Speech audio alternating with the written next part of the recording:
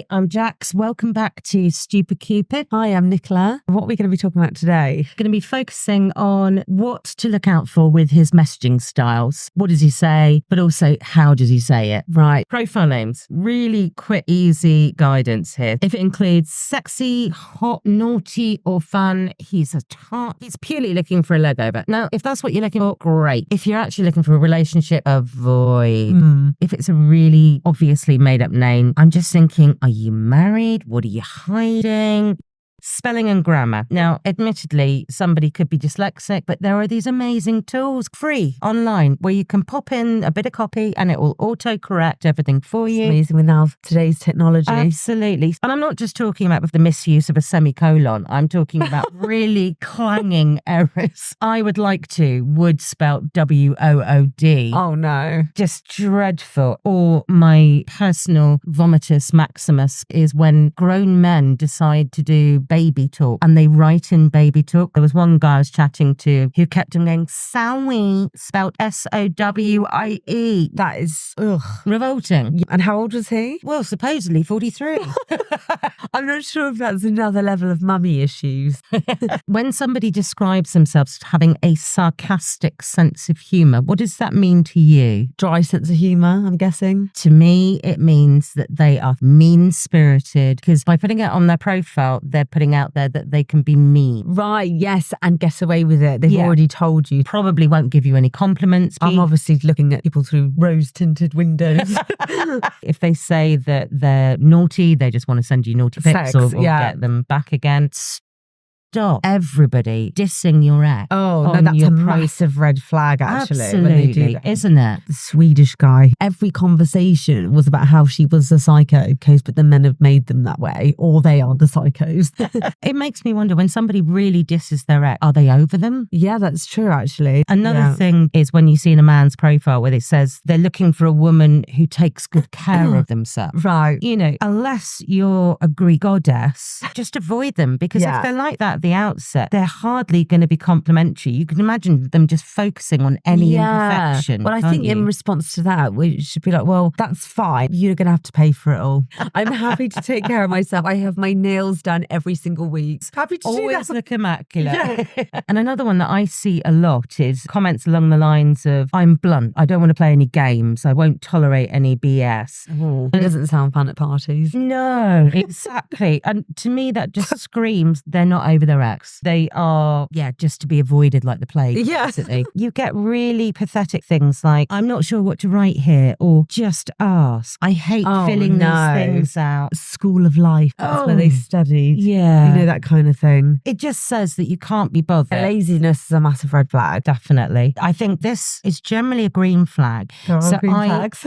There are the occasional green flag. I love to travel. It's a real passion of mine, and I would love to meet somebody who also likes to travel as much as I do. But it is worthwhile checking what their idea of travel is. Is it compatible? Because for some guy, it might be wild camping in Wales. Personally, that's not for me. Yeah, good point, actually. I mean, if someone's idea of travelling is backpacking and someone else's is staying in a 5-star hotel. Yes, it's a very good point. If somebody describes themselves as a homebody, it makes me anxious. I feel anxious at somebody watching all day. Does it mean that they're completely brassic, so they can't afford to go out? Is it that they're a little bit introverted? I don't know, actually. Homebody. Yeah. I'm just imagining somebody in a sleeping bag on the sofa watching TV. That's what I'm imagining. Do people actually have that in their bios, then? Homebody? Yes. Wow. Yeah. I don't like games. No drama. Please don't waste my time. They've caused the drama. Those people that say that are the drama queens, I'm telling you. And they think that it's the women who have caused the drama, but they are probably the ones that create it. If the men that I've met who run a mile at a conversation because they think it's an argument or negative energy. And some of the dating sites have got little sections. It's your ideal partner. I'm looking for somebody laid back or low maintenance. Low maintenance? They're actually right. They say low maintenance. Basically, they mean somebody they don't have to buy dinner for. Is that what they mean? That's quite possible. Yeah. I think it's somebody who's just going to look pretty and never contradict them. Or doesn't speak much or have an opinion. Again, an angel can't live in hell.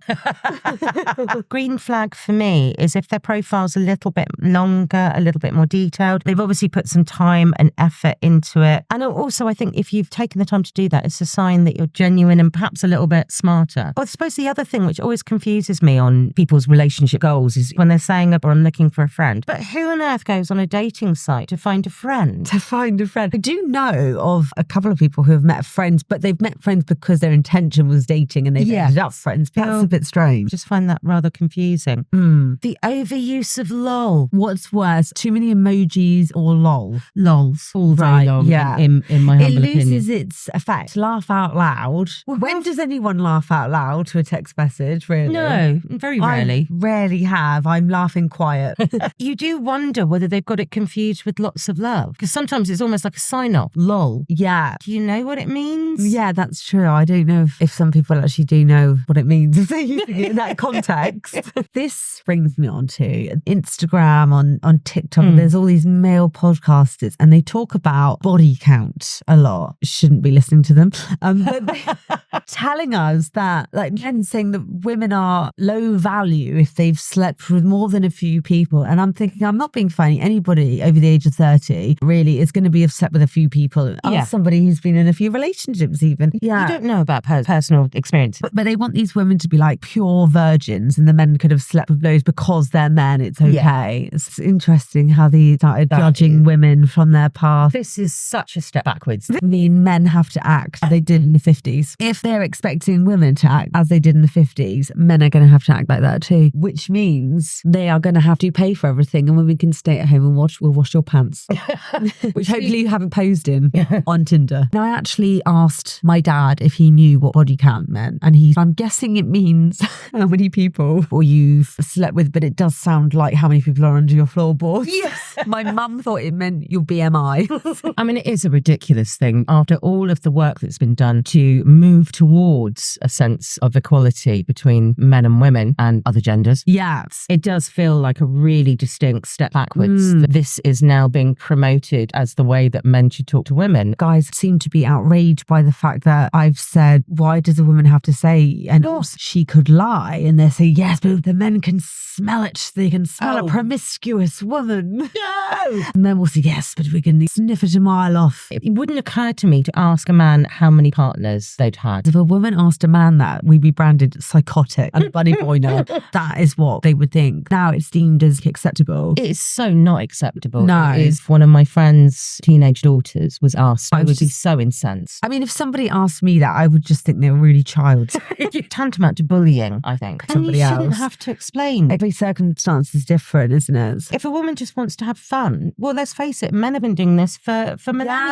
Yeah. Who are we? Certainly not the men to make any commentary on that. I'm really genuinely horrified with that. I get cross enough if somebody asks me how many people I'm messaging. I think that's none of their business. I find it really bizarre that if you're on a dating site, a man would assume you're not speaking to other people, because isn't that the whole point? Women get bombarded by messages, most of which you will never respond to because they're either from the other side of the country or they haven't even bothered to have a profile picture which just says to me that they're married. Yeah. Or it's something highly inappropriate. It's only occasionally that you come across one and go, oh, okay, maybe that's worth responding. Like when I first signed up, I think it was Plenty of Fish. I was initially really chuffed. My inbox was full. Yeah. I was getting so many messages and I was thinking, oh, great, I'm bound to meet somebody. And then about a week later, one voyeur, two misogynists and an S&M freak later.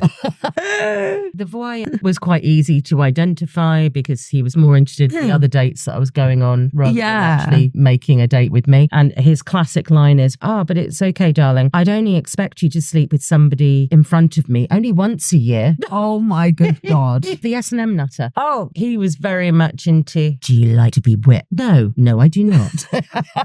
Would you be my subordinate? Not on your Nelly. This was on a dating site. Bog standard dating site. I'm sure they like to target people that they wouldn't normally. They get a kick out of it. Polluting or perversing. Yeah. Idiots like myself put themselves through this grief. I'm just amazed with how many weirdos are out there and how many guys have got strange expectations of what a dating site is. I think they probably feel more ballsy the other side of the screen. The speed dating. They would never say that. On next week's episode, we've got an absolute gem for you. Is the dick pic episode. Tune in, catch us then. See you later.